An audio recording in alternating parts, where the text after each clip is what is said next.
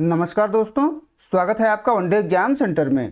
दोस्तों, आज के वीडियो में हम लोग बीए 5th सेमेस्टर समाजशास्त्र का जो दूसरा पेपर है जिसका नाम है रिसर्च मेथोडोलॉजी इन सोशल साइंसेज, उससे संबंधित एक मॉडल पेपर का हम लोग अध्ययन करेंगे।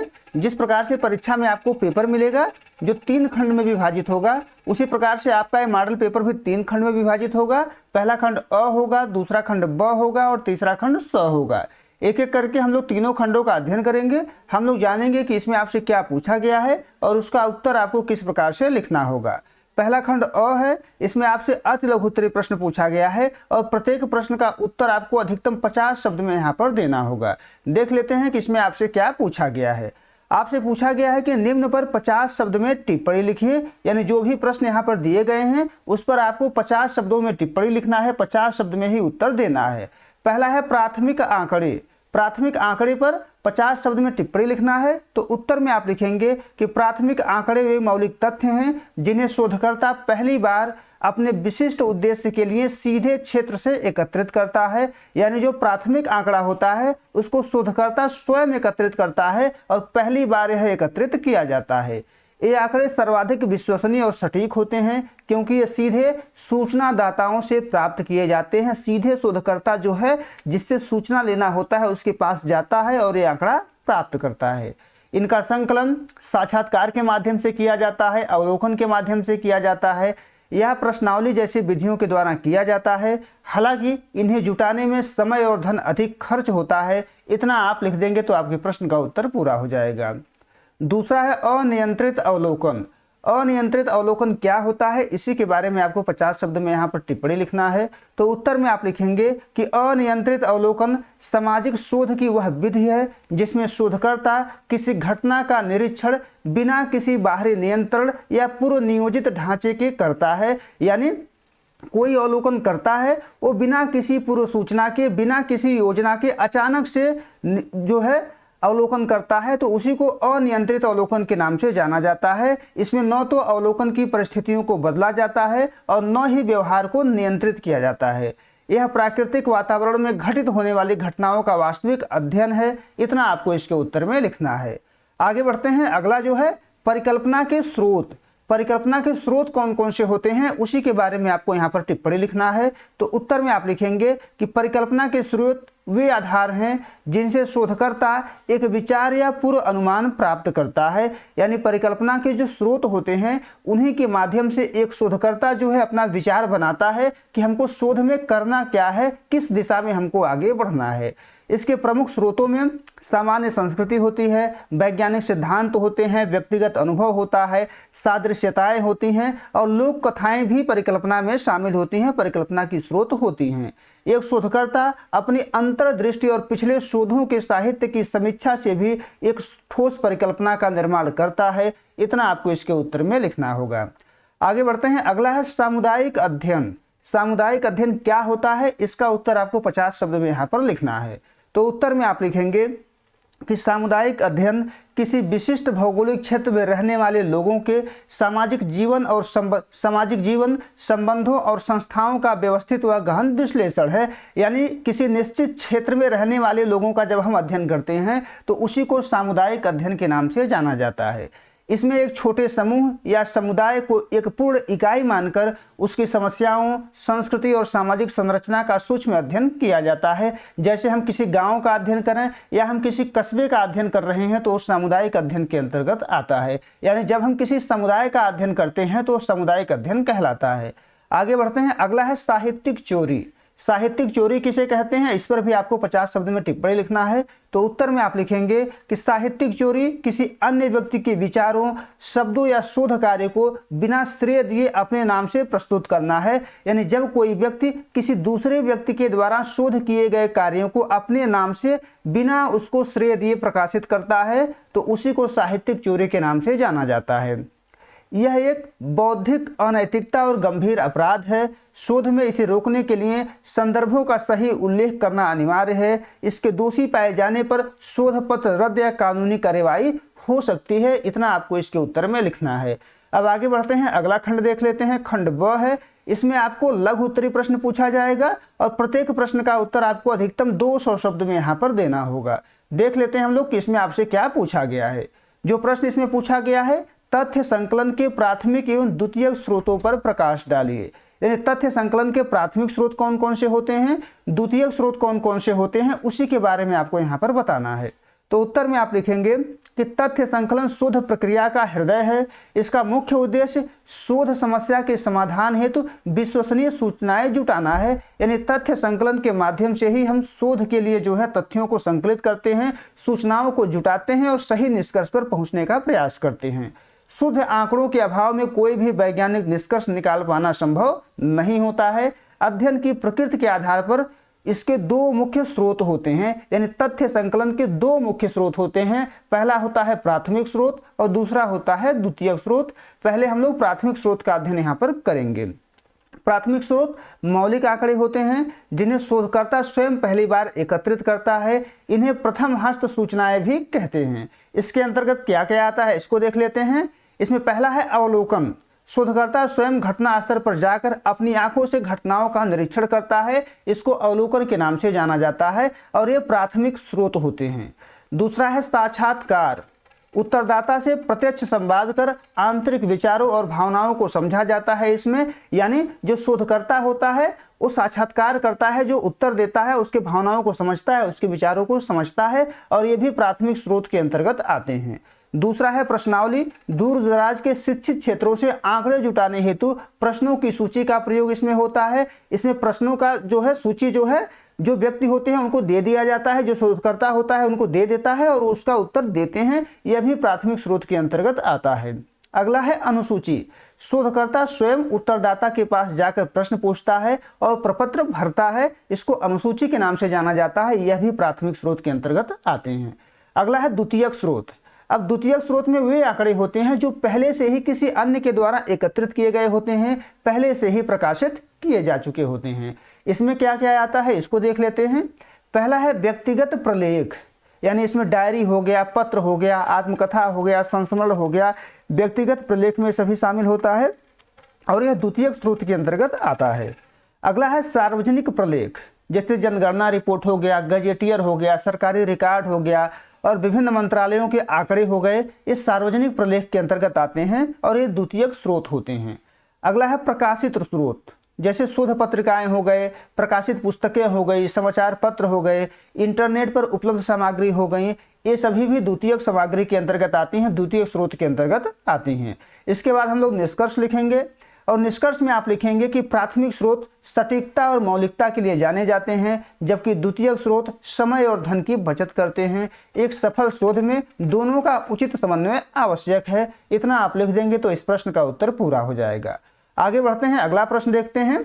इसमें आपसे पूछा गया है कि सामाजिक शोध के प्रकारों की व्याख्या कीजिए। सामाजिक शोध क्या होते हैं, उसके कौन कौन से प्रकार होते हैं, इसी के बारे में आपको यहाँ पर लिखना है। तो उत्तर में आप लिखेंगे कि सामाजिक शोध एक ऐसी वैज्ञानिक और व्यवस्थित प्रक्रिया है जिसके द्वारा सामाजिक जीवन, घटनाओं, व्यवहारों और समस्याओं के बारे में नवीन ज्ञान प्राप्त किया जाता है। यानी सामाजिक शोध में समाज से संबंधित चीज़ों का अध्ययन किया जाता है और उसके बारे में नवीन ज्ञान प्राप्त किया जाता है। इसका मुख्य उद्देश्य सामाजिक यथार्थता को समझना और समाज में व्याप्त कार्य कारण संबंधों की खोज करना है। पीवी यंग के अनुसार एक परिभाषा देख लेते हैं। उन्होंने कहा है कि सामाजिक शोध एक वैज्ञानिक प्रयास है जिसका उद्देश्य तार्किक पद्धतियों द्वारा नए तथ्यों की खोज या पुराने तथ्यों का सत्यापन करना है। यानी सामाजिक शोध भी एक वैज्ञानिक प्रयास होता है। इसके माध्यम से हम तर्क के द्वारा नए नए पद्धतियों की खोज करते हैं, नए नए तथ्यों की खोज करते हैं और पुराने तथ्यों को भी प्रमाणित करते हैं। अब देख लेते हैं कि सामाजिक शोध के प्रकार कौन कौन से होते हैं। सामाजिक शोध के प्रमुख प्रकार। अब इसमें पहला प्रकार है मौलिक शोध, जिसको शुद्ध शोध के नाम से भी जाना जाता है। इसका उद्देश्य किसी तात्कालिक समस्या का समाधान करना नहीं होता है, बल्कि ज्ञान की वृद्धि और नए सिद्धांतों का प्रतिपादन करना होता है। यानी जब हम नए नए सिद्धांतों को देते हैं, कुछ मौलिक चीज़ों की खोज करते हैं, तो मौलिक शोध के अंतर्गत आता है। दूसरा है व्यवहारिक शोध। व्यवहारिक शोध जो होता है वो हमारे व्यवहारिक जीवन से संबंधित होता है। इस शोध का उद्देश्य किसी विशिष्ट सामाजिक समस्या का समाधान खोजना या नीति निर्धारण में सहायता करना होता है। जैसे गरीबी को दूर करने के लिए उपाय खोजना, बेरोजगारी को दूर करने के लिए उपाय खोजना व्यवहारिक शोध के अंतर्गत आता है। अगला प्रकार देख लेते हैं। तीसरा प्रकार है अन्वेषणात्मक शोध। जब किसी विषय के बारे में पहले से बहुत कम जानकारी उपलब्ध होती है तो उस विषय की प्रारंभिक समझ विकसित करने के लिए यह शोध किया जाता है। यानी किसी चीज के बारे में हम बहुत कम जानते हैं, उसको जानने के लिए जो शोध हम करते हैं उसको अन्वेषणात्मक शोध के नाम से जाना जाता है। चौथा प्रकार है वर्णनात्मक शोध। इसमें किसी सामाजिक घटना, समूह या स्थिति का विस्तार से और सटीक वर्णन किया जाता है। यानी उसका वर्णन किया जाता है, केवल वर्णन करके छोड़ दिया जाता है। इसका लक्ष्य क्या है का उत्तर देना है। जैसे कोई समूह क्या है, जनसंख्या क्या है, समुदाय क्या है, जब इस पर हम शोध करते हैं तो वर्णनात्मक शोध के अंतर्गत आता है। आगे बढ़ते हैं। शोध का अगला प्रकार है प्रयोगात्मक शोध। प्रयोगात्मक शोध, यह जो शोध होता है यह नियंत्रित परिस्थितियों में किया जाता है। इसमें यह देखा जाता है कि कारक का दूसरे कारक पर क्या प्रभाव पड़ता है। यानी एक जो कारक है उसका दूसरे कारक पर क्या प्रभाव पड़ता है, इसको प्रयोग करके देखा जाता है। इसीलिए इसको प्रयोगात्मक शोध के नाम से जाना जाता है। अगला प्रकार है ऐतिहासिक शोध। ऐतिहासिक शोध में अतीत की घटनाओं का विश्लेषण करके वर्तमान को समझने और भविष्य के लिए निष्कर्ष निकालने का प्रयास किया जाता है। यानी इसमें इतिहास के घटनाओं का विश्लेषण किया जाता है ताकि हम वर्तमान को समझ सकें और भविष्य के लिए भी कुछ निष्कर्ष निकाल सकें। इतना आपको इसके उत्तर में लिखना होगा। आगे बढ़ते हैं। अगला प्रश्न है निदर्शन क्या है। निदर्शन के विभिन्न प्रकारों को समझाइए। तो निदर्शन को अंग्रेजी में सैंपल के नाम से जाना जाता है। यानी किसी भी चीज पर हमको शोध करना है तो हम उसका सैंपल लेते हैं। जैसे 100 व्यक्तियों का एक समूह है, अब इस समूह को हमको शोध करना है तो हम 5 व्यक्तियों का सैंपल इसमें से ले सकते हैं, उसी को निदर्शन के नाम से जानते हैं। अब उत्तर देख लेते हैं। उत्तर में आपको लिखना है कि निदर्शन शोध की एक ऐसी वैज्ञानिक विधि है जिसमें एक बहुत बड़े समूह में से कुछ चुनिंदा इकाइयों को अध्ययन के लिए चुना जाता है। यानी एक बहुत बड़ा समूह है, उसमें हम कुछ इकाइयों को चुन लेते हैं। इन चुनी हुई इकाइयों का उद्देश्य पूरे समूह का प्रतिनिधित्व करना होता है। यानी जिसको हम चुनते हैं वे पूरे समूह का प्रतिनिधित्व करते हैं ताकि उनके अध्ययन से प्राप्त निष्कर्ष पूरे समूह पर लागू किया जा सके। एक परिभाषा देख लेते हैं। पीबी यंग के अनुसार एक सांख्यिकी निदर्शन संपूर्ण समूह का एक लघु प्रतिनिधि चित्र है। यानी सॉरी दोस्तों, थोड़ा सा तकनीकी दिक्कत आ गई है। एक सांख्यिकी निदर्शन संपूर्ण समूह का एक लघु प्रतिनिधि चित्र है। यानी जो निदर्शन होता है वो पूरे समूह का एक छोटा सा आकार होता है, लेकिन पूरे समूह का प्रतिनिधित्व यहाँ पर करता है। आगे बढ़ते हैं। अब देख लेते हैं कि निदर्शन के प्रमुख प्रकार कौन कौन से होते हैं। निदर्शन के प्रमुख प्रकार, प्रमुख रूप से निदर्शन को 2 श्रेणियों में बांटा जाता है। पहला है संभाव्यता निदर्शन, और संभाव्यता निदर्शन के अंतर्गत भी कई प्रकार होते हैं। संभाव्यता निदर्शन में समूह की प्रत्येक इकाई के चुने जाने का समान अवसर होता है और यह पक्षपात रहित होता है। अब देख लेते हैं कि इसमें क्या क्या आता है। पहला है सरल दैव निदर्शन। इसमें लॉटरी या टिकट विधि द्वारा इकाइयों को यादृच्छिक रूप से चुना जाता है। यानी लॉटरी के माध्यम से चुना जाता है या टिकट के माध्यम से जब चुना जाता है तो इसको सरल दैव निदर्शन के नाम से जाना जाता है। यानी सिंपल रैंडम सैंपलिंग इसको कहते हैं। अगला जो है इसमें स्तरित निदर्शन। इसमें जनसंख्या को पहले विभिन्न विशेषताओं के आधार पर, जैसे लिंग के आधार पर या आयु के आधार पर विभिन्न स्तरों में बांटा जाता है और फिर प्रत्येक स्तर के नमूने जो है एक एक करके लिए जाते हैं। अगला जो प्रकार इसमें है वो है व्यवस्थित निदर्शन। इसमें एक निश्चित अंतराल, जैसे हर 10वां व्यक्ति पर इकाइयों का चयन किया जाता है। यानी अगर 100 व्यक्तियों का हमको अध्ययन करना है तो हम अगर उनको एक क्रम में बांट देते हैं और हर 10वें व्यक्ति को इसमें से ले लेते हैं तो हमारा सैंपल हो जाएगा और इस निदर्शन को व्यवस्थित निदर्शन के नाम से जाना जाता है। अब देख लेते हैं कि असंभाव्यता निदर्शन क्या होता है।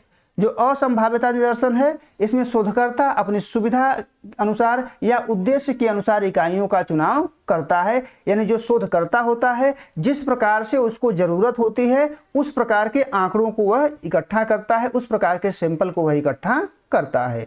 इसमें पहला है स्वप्रयोजन निदर्शन। यानी ऐसा सैंपल जिसका कोई ना कोई उद्देश्य होता है, उद्देश्य के साथ इकट्ठा किए गए जो निदर्शन होते हैं उनको स्वप्रयोजन निदर्शन के नाम से जाना जाता है। जब शोधकर्ता किसी विशेष उद्देश्य को ध्यान में रखकर जानबूझकर किसी विशिष्ट इकाइयों को चुनता है तो उसको स्वप्रयोजन निदर्शन के नाम से जाना जाता है। दूसरा है कोटा निदर्शन। इसमें विभिन्न श्रेणियों के लिए एक कोटा निर्धारित कर दिया जाता है और शोधकर्ता अपनी पसंद से उस कोटे को भरता है। अगला है सुविधानुसार निदर्शन। इसमें शोधकर्ता केवल उन इकाइयों को चुनता है जो आसानी से उपलब्ध होती हैं, जिनको आसानी से जो है प्रयोग में लाया जा सकता है, जो आसानी से उसको उपलब्ध होती हैं। इतना आपको इसके उत्तर में लिखना होगा। अब आगे बढ़ते हैं, खंड स देख लेते हैं। खंड स में आपको दीर्घ उत्तरी प्रश्नों का उत्तर देना है और प्रत्येक प्रश्न का उत्तर आपको अधिकतम 500 शब्द में यहाँ पर देना होगा। देख लेते हैं कि इसमें कौन सा प्रश्न आपसे पूछा गया है। इसमें जो प्रश्न आपसे पूछा गया है, वर्णनात्मक शोध प्रारूप की प्रमुख विशेषताओं का वर्णन कीजिए। यानी वर्णनात्मक शोध क्या होता है और उसमें कौन कौन सी विशेषता पाई जाती है, इसी का उत्तर आपको यहाँ पर लिखना है। तो उत्तर में आप लिखेंगे कि वर्णनात्मक शोध एक ऐसी वैज्ञानिक विधि है जिसका मुख्य उद्देश्य किसी घटना, स्थिति, समूह या जनसंख्या की विशेषताओं का जैसा है वैसा ही सूक्ष्म और सटीक वर्णन करना है। यानी वर्णनात्मक शोध में हम क्या करते हैं, किसी घटना का जिस प्रकार से वह घटना है उसी प्रकार से उसका वर्णन कर देते हैं। किसी समूह का, किसी जनसंख्या का हम वर्णन मात्र करते हैं। यह शोध मुख्य रूप से इस प्रश्न का उत्तर देता है कि क्या है, यानी समूह क्या है, जनसंख्या क्या है, इसका उत्तर इसमें दिया जाता है। इसमें शोधकर्ता चरों में कोई बदलाव या हेरफेर नहीं करता, बल्कि केवल उसका अवलोकन या मापन करता है। अब देख लेते हैं कि वर्णनात्मक शोध की कौन कौन सी प्रमुख विशेषताएं होती हैं। पहली विशेषता है यथार्थ वर्णन। इसकी सबसे प्रमुख विशेषता घटना का वास्तविक और यथार्थ चित्रण करना होता है। यानी वर्णनात्मक शोध में हम घटना का वास्तविक रूप से चित्रण करते हैं। शोधकर्ता अपनी पसंद नापसंद को शामिल किए बिना तथ्यों को उनके मूल रूप में प्रस्तुत करता है और इसी को यथार्थ वर्णन भी कहा जाता है। अगली विशेषता है क्या है पर केंद्रित। यानी जो वर्णनात्मक शोध है यह क्या है पर केंद्रित है। यह शोध क्यों यानी कारण के बजाय क्या यानी उसके स्थिति पर ध्यान केंद्रित करता है। उदाहरण के लिए किसी क्षेत्र में साक्षरता दर क्या है, यह एक वर्णनात्मक प्रश्न है। क्यों है इसका उदाहरण शोध हमको नहीं करना है, क्या है इसका शोध हमको करना है। तो ये भी एक इसकी विशेषता हो गई।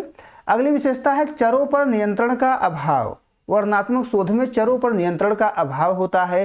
प्रयोगात्मक शोध के विपरीत वर्णनात्मक शोध में शोधकर्ता स्वतंत्र चरों पर कोई नियंत्रण नहीं होता है। वह केवल वर्तमान परिस्थितियों का निरीक्षण कर सकता है, चरों में हेरफेर कोई नहीं कर सकता है, क्योंकि चरों पर उसका नियंत्रण नहीं होता है। अगली विशेषता है वैज्ञानिक पद्धति का प्रयोग। यानी इसमें वैज्ञानिक पद्धति का प्रयोग किया जाता है। इसमें डेटा संग्रह के लिए प्रश्नावली विधि का प्रयोग किया जाता है, साक्षात्कार विधि का प्रयोग किया जाता है, अवलोकन जैसे वैज्ञानिक विधियों का प्रयोग इसमें किया जाता है। अगली विशेषता है विस्तृत कार्य क्षेत्र। वर्णनात्मक शोध का क्षेत्र काफी व्यापक होता है। इसमें एक छोटी इकाई से लेकर पूरे समुदाय या देश की जनगणना तक का अध्ययन किया जा सकता है। अगली विशेषता है सांख्यिकीय विश्लेषण। इसमें प्राप्त आंकड़ों का विश्लेषण करने के लिए औसत, प्रतिशत और सहसंबंध जैसे सांख्यिकीय टूल का प्रयोग किया जाता है, ताकि निष्कर्षों को स्पष्ट रूप से प्रस्तुत किया जा सके। अगली विशेषता देख लेते हैं। अगली विशेषता है उपकल्पना। इस शोध में उपकल्पना का होना अनिवार्य नहीं होता है। यानी वर्णनात्मक शोध में जरूरी नहीं है कि आप उपकल्पना बनाइए, लेकिन शोध को दिशा देने के लिए अक्सर इसका निर्माण किया जाता है, उपकल्पना का भी प्रयोग किया जाता है। तो यह भी इसकी एक विशेषता हो जाएगी। इतना आपको इसके उत्तर में लिखना है। उम्मीद है दोस्तों आपको ये वीडियो पसंद आया होगा। अगर वीडियो अच्छी लगी तो आप हमारे चैनल को सब्सक्राइब कर लीजिए, वीडियो को लाइक और शेयर कर दीजिए। परीक्षा समाप्त हो जाए तो आप अपना पेपर हमारे व्हाट्सएप नंबर 83 037 86 616 पर जरूर भेजिएगा। बहुत बहुत धन्यवाद।